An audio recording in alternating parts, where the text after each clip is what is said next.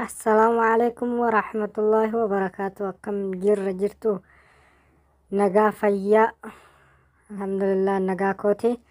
Akkuma beekamu gaa har'as waa'ee bareeda tokko qabadheen dhufeera. Seetiinguma keessaan osoo aappii tokko hin buusin feesbuuka lamaa fi waatsaappii lama mesenjera lama godhachuu akkaataa itti dandeessan ilaallaa. Hanga dhuma viidiyoo tanaatti sirriitti hordofaa isiniin jenna. Jalqaba gaa seetingii keessan keessa seentu jechuudha. Seetinguma keessan keessa seentanii erga achi seentaniin booda gadirra deemtanii advanced features bakka jiru kanarratti tuqxan jechuudha. Kunoo mallattoo pilaasii tana qabaa. Warri dubbisan beekne akka kanatti laalladha jechuudha. Irratti kiliik gadi gootanii erga gadi gootaniin booda kunoo asirra dhuftan jechuudha. Duul messenger bakka jiru kanarratti messenger irratti gadi qabdu jechuudha. Erga haala kanaan isinii bahee messenger, facebook, whatsapp kana hundasaa on gootu jechuudha. Akka kanatti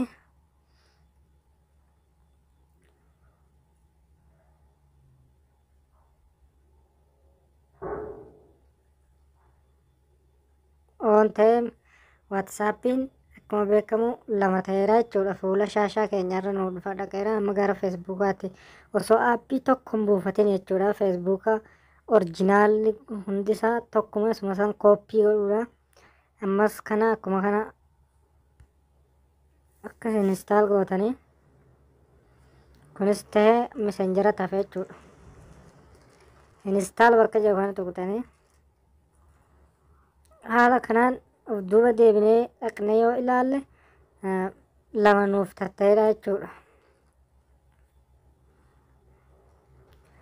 Kun akkuma beekamu asitti messenger, facebook, messengeriin tokko as jira tokko as jira jechuudha.